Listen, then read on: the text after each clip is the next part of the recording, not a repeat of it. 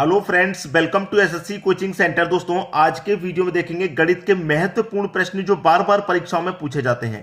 तो चलिए स्टार्ट करते हैं। पहला प्रश्न है 17:24 अनुपात में से प्रत्येक में कौन सी संख्या जोड़ी या घटाई जाए कि 1:2 अनुपात हो जाए। इसमें हम क्या करें कि हमारा अनुपात इतना हो जाए, 5 घटाएं, 10 जोड़ें, 7 जोड़ें या 10 घटाएं, अनुपात इतना होना चाहिए। ठीक है, अब देखिए मैं मैं पहला ऑप्शन ले लेता हूं। मैं ये मान लेता हूं कि 5 संख्या घटाई जाए, तो 17 में से 5 घटाऊंगा 12, ठीक है, और 24 में से भी 5 घटाऊंगा 19। तो क्या अनुपात मेरा 1:2 आ जाएगा। 1:2 आने का मतलब है कि दोनों संख्याएं किसी कॉमन संख्या से कटनी चाहिए, लेकिन नहीं कट पा रही, तो पहला ऑप्शन गलत।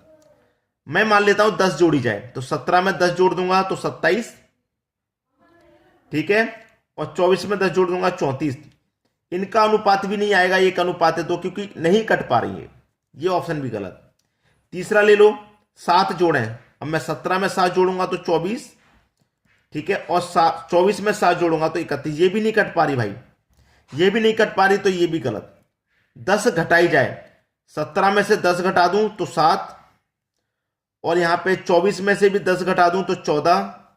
ये हो जाएगा, क्योंकि ये कट जाएगा। 7 एकम 7, 7 दूनी का 14, ये 7 से दोनों संख्या कट रही हैं, तो यहां पर अनुपात मेरा 1:2 हो गया। और हमको चाहिए भी कितना था, 1:2 चाहिए था। डी ऑप्शन बिल्कुल सही। बात सभी को समझ में आ गई। प्रश्न को आप कठिन मत समझिए, प्रश्न होता आसान है।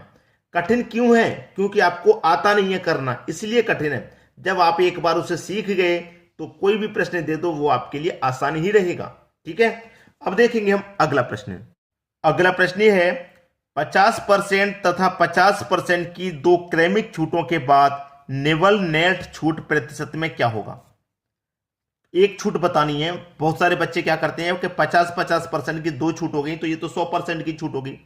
आपको दो छूट दे रखी है 50-50% की, दोनों को मिलाकर के एक छूट कितने की बनेगी वो बताना है। तो इसे करने का जो तरीका होता है वो होता है a + b प्लस का AB/100, ठीक है, ये होता है।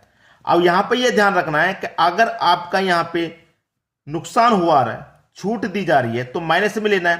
प्रॉफिट कमा रहा है, लाभ हो रहा है, तो प्लस में लेना है।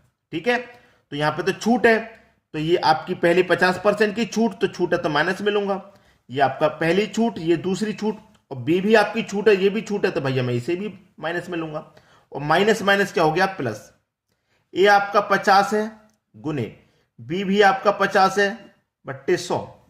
2 जीरो से आप यहां 2 जीरो कटा देंगे तो 5 गुने 5 कितना हो गया, 25।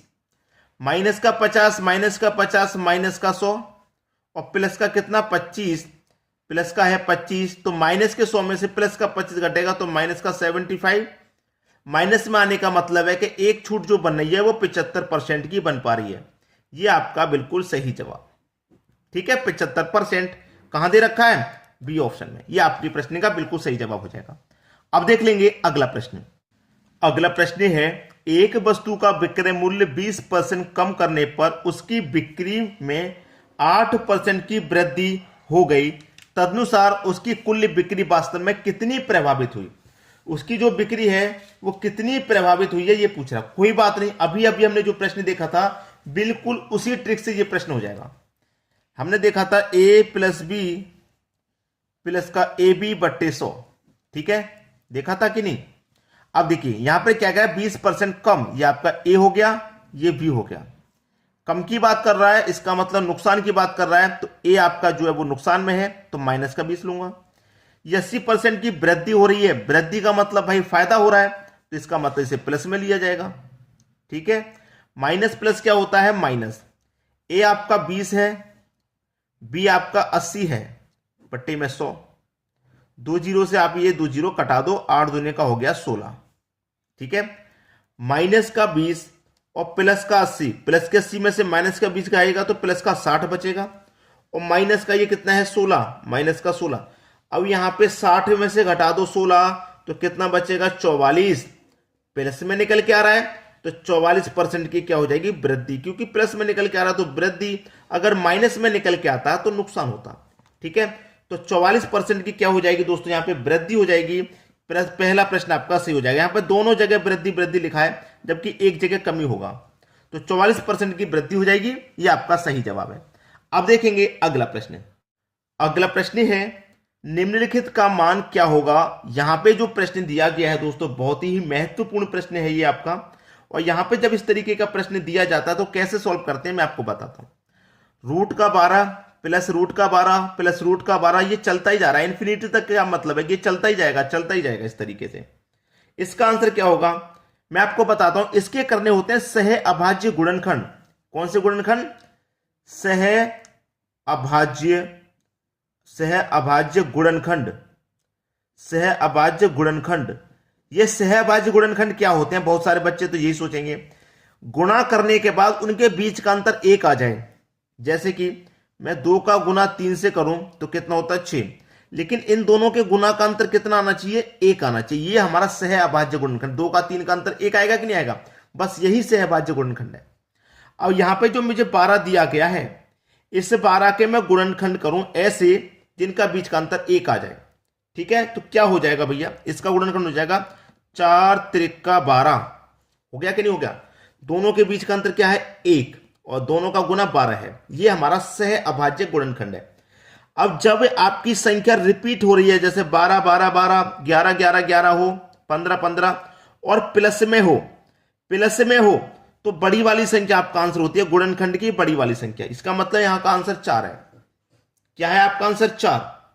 ठीक है, अगर यहां पे होता माइनस माइनस माइनस, प्लस की जगह माइनस में चलता ये प्रश्न, अगर माइनस में चलता तो गुणनखंड की छोटी संख्या आंसर होती है। प्लस में चलेगा बड़ी संख्या आंसर, माइनस में रहेगा तो छोटी संख्या आंसर। हमारा तो प्लस में दे रखा है इसलिए बड़ी संख्या आंसर हो जाएगी 4। क्लियर है? अब देखेंगे अगला प्रश्न। अगला प्रश्न है किसी संख्या को 36 से भाग देने पर शेषफल 19 आता है, तदनुसार उसी संख्या को 12 से भाग देने पर शेषफल कितना आएगा? ठीक है, इस प्रश्न को 2 तरीके से सॉल्व किया जाता है। मैं आपको दोनों तरीके बता दूंगा। आपसे कहा गया है कि 36 को 19 से भाग देने पर तदनुसार उसी संख्या को 12 से भाग देने पर शेषफल क्या आएगा। इसमें हमें क्या होती है 3 संख्या दी जाती है, तो मैं तीनों को क्रम वाइज लिख लूंगा 36 19 और 12। ठीक है, हमें कह रहा है कि 12 से भाग देने पर शेषफल क्या आएगा, तो 12 से भाग देने पर पूछा है तो 12 से भाग देना हमें बीच वाली संख्या में। ठीक है, तो मैं इस 19 में 12 से भाग दे दूंगा तो 12 एकम 12। 19 में से 12 जब कट गया तो हमारा शेषफल कितना बचा? 7। ये हमारा आंसर हो गया। 7 क्या हो गया आंसर? ये पहला तरीका हो गया कि तीसरी संख्या से दूसरी में हम डिवाइड दे देते हैं। ये पहला तरीका। अब दूसरा तरीका क्या है इसको करने का? दूसरा तरीका ये है कि हमारे पास क्या है 3 संख्या है 36 19 और 12। यही तो 3 संख्या है। पहला तरीका होता है कि तीसरी से दूसरी में डिवाइड दे दो। दूसरा तरीका है कि पहले की दोनों को जोड़ लो, तीसरी से डिवाइड दे दो। तो दोनों को जोड़ लूंगा मैं, 36 को और इस 19 को मैं जोड़ दूंगा।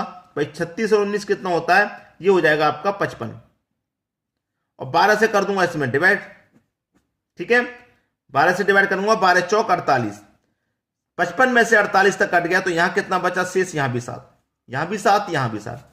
या तो तीसरी संख्या तो सीधा सीधा दूसरी में डिवाइड कर दो, या पहले के दोनों को जोड़ के तीसरी से डिवाइड कर दो, आंसर वही आना है। क्लियर दोस्तों? सभी की समझ में प्रश्न आ गया। वीडियो देखने के लिए आपका बहुत बहुत धन्यवाद।